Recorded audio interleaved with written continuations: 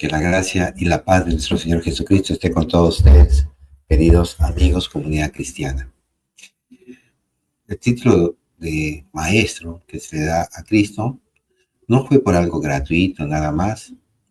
A Cristo se le reconoce como maestro, rabí, raboní, porque precisamente Cristo se pasó sus 3 años de vida pública enseñando. Y el texto que vamos a compartir nos dice Mateo ahí en el capítulo 13, versículo 3, que les habló a los muchos que le seguían, les habló extensamente, así, extensamente, y lo hacía por medio de parábolas, por medio de narraciones sencillas que pudieran entender. Habló, sí, del reino de Dios, del reino de los cielos, en un lenguaje para todos, para que le comprendiera la gente educada, la gente pobre, el rico, el que nada tenía, el enfermo, el sano, el pecador, el hombre justo, para que todos le entendieran. No vino a hablar con tecnicismos teológicos o filosóficos, que ciertamente son importantes. Y son tan importantes porque también nos van a ayudar a sistematizar la revelación y las ideas, el mensaje que Cristo nos viene a traer para darles pues forma. Y esta forma de narrar, por supuesto, tenían implicaciones propias en estas materias, en estas ciencias.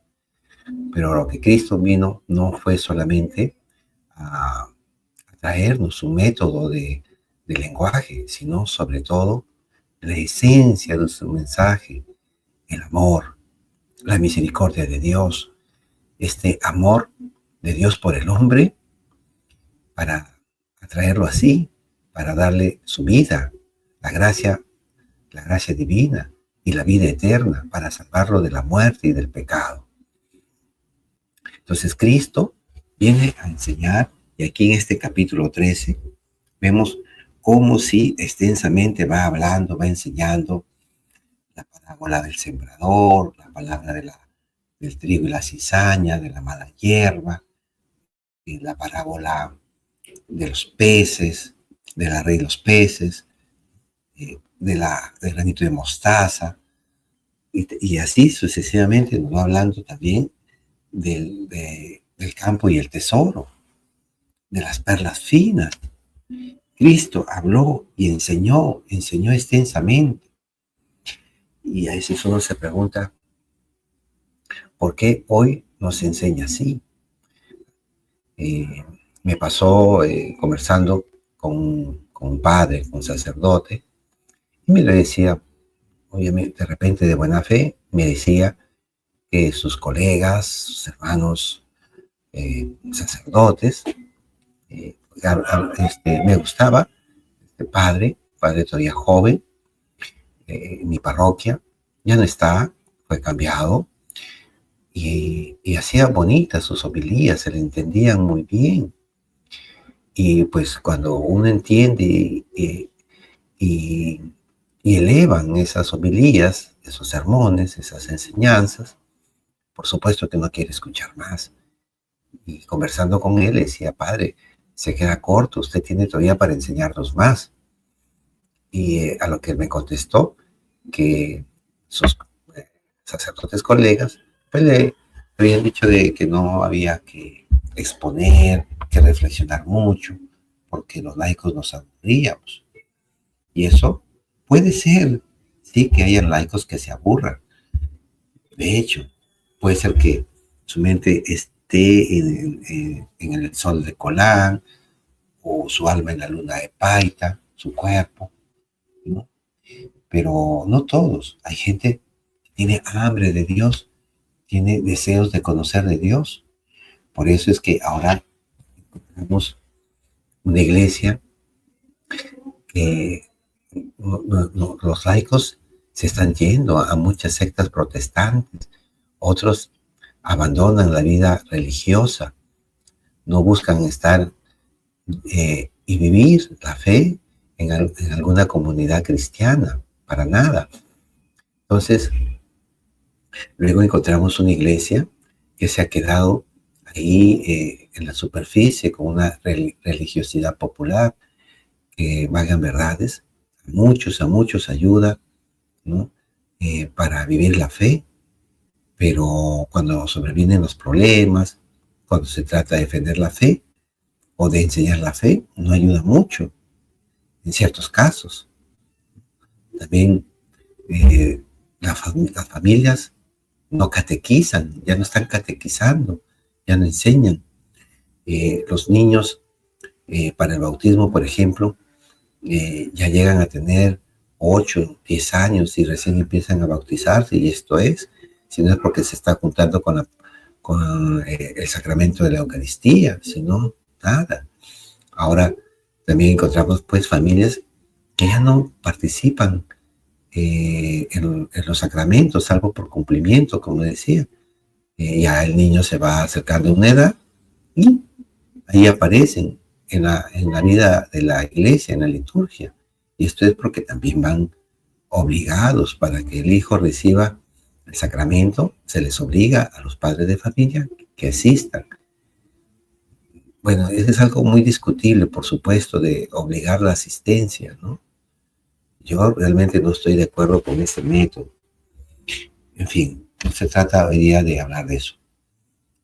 Ahora encontramos a muchos que asisten a misa, pero no comulgan. Y hay otra situación que se está dando, de que en el momento más sagrado de la misa, en la consagración, la gente ya no se arrodilla, se quedan parados.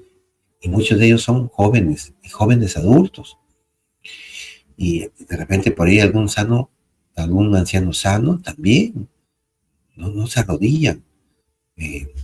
No han llegado a comprender que en ese momento de la consagración es Cristo el que viene de manera real en la Eucaristía. Y normal, así, como que si pues fuera una cosa común el momento de la consagración. Eso es triste, es lamentable. Cristo estuvo aproximadamente 6 horas clavado en la cruz. Y uno no puede estar 5 minutos de rodillas. Es algo lamentable. Ya si tanto es mi malestar de las rodillas, tendré que inclinarme profundamente, como respeto a Dios. Pero no se enseña. Y ni qué hablar de la moral matrimonial.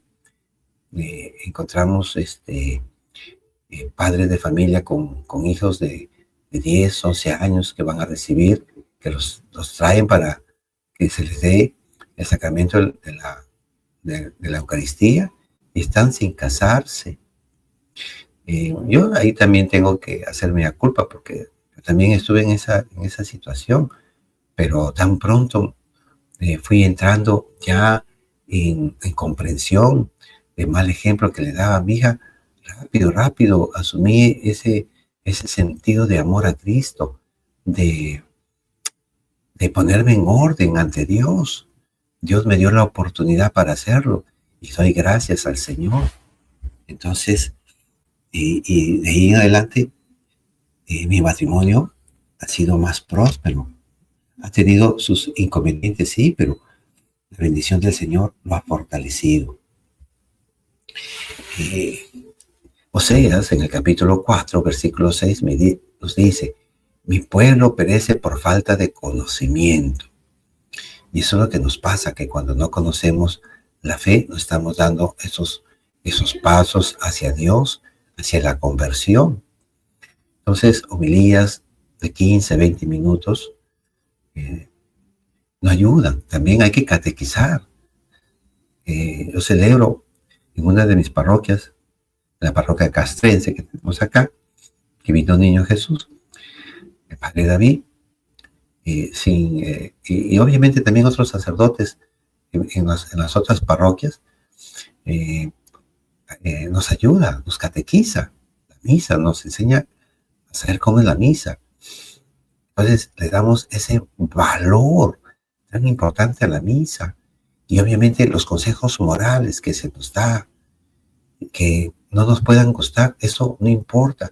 Cristo también acá vino e hizo y realizó decisiones y acciones que a muchos no les gustaron. Por ejemplo, en el templo, cuando los comerciantes habían invadido ahí y estaban haciendo en el templo comercio, el templo, que es algo sagrado. Igual así, si Cristo hizo respetar el templo, nosotros también tenemos que valorar nuestro templo como cuerpo sagrado que va a recibir el Espíritu Santo. Entonces, ahí nos está faltando enseñar más sobre los sacramentos, misa, hay que hacer catequesis, ¿no? Ahí el mismo Oseas, en el capítulo 6, versículo 6, nos va a decir lo siguiente: porque me gusta más el amor que los sacrificios y el conocimiento de Dios más que víctimas consumidas por el fuego. Palabra de Dios, te alabamos, Señor. Me gusta más el amor que los sacrificios y el conocimiento de Dios. Este conocer de Dios no se trata solamente de un conocimiento catequético, querigmático, sino es un conocimiento de relacionarse con Dios día a día. Pero para eso implica que también tenemos que crecer en la enseñanza espiritual. Por eso hay mucha gente que no conoce a Cristo. Se han bautizado, han recibido el sacramento de la comunión, algunos otros por ahí, el de la confirmación, y luego ya no se juntaron y no se casaron en lo religioso. No se dio una semilla que caló, que cayó en un suelo fértil. Nosotros tenemos que ayudar a abonarlo. Por eso nosotros también somos socios en la siembra del Evangelio de nuestro Señor Jesucristo. Y de ahí pues pasamos a ser discípulos de Cristo, que no solamente creen, que no solamente tienen fe, sino que también producen frutos. Y uno de estos frutos es sembrar y esparcir la palabra del Señor en aquellos que una vez fueron bautizados y también con aquellos que no creen, pero que también están llamados a la salvación. Y eso es algo que la mayoría de los católicos no hace. Y, por ejemplo, en el trabajo, en el barrio, es algo que uno aprecia, que no se da. Más escuchamos chistes, bromas en doble sentido, temas de política, chismes, etcétera, etcétera. Pero de la predicación de la palabra, de compartir un texto, nada. Los católicos tenemos muchos, no todos, también hay muchos que tienen vergüenza de compartir un texto bíblico, de hacer una oración. Estamos llamados a ser sembradores y esparcidores de la palabra de Cristo, del Evangelio, hacerlo con valentía y con alegría, ¿no? ¿Por qué? Porque vamos a aplicar la verdad, vamos a aplicar la justicia, el bien ser, el bien hacer, ¿no? El don supremo del amor, la honradez, el trabajo, la castidad, la santidad, que son los valores más bellos que Cristo nos ha enseñado, la misericordia, la generosidad, la humildad. Claro, son cosas difíciles, pero nosotros estamos llamados a compartir y a ser sembradores de la palabra de Dios. Y eso es lo que Cristo nos enseña en el texto siguiente. Les comparto el Evangelio según San Mateo. Gloria a ti, Señor. Aquel día Jesús salió de la casa y se sentó a orillas del mar. Una gran multitud se reunió junto a él, de manera que debió subir a una barca y sentarse en ella mientras la multitud permanecía en la costa. Entonces él les habló extensamente por medio de palabras. les decía, el sembrador salió a sembrar. Al esparcir las semillas, algunas cayeron al borde del camino y los pájaros las comieron. Otras cayeron en terreno pedregoso, donde no había mucha tierra y brotaron enseguida, porque la tierra era poco profunda. Pero cuando salió el sol se quemaron y por falta de raíz se secaron. Otras cayeron en las espinas y estas al crecer las ahogaron. Otras cayeron en tierra buena y dieron fruto. Unas 100, otras 60, otras 30. El que tenga oídos, que oiga. Palabra del Señor, gloria a ti, Señor Jesús.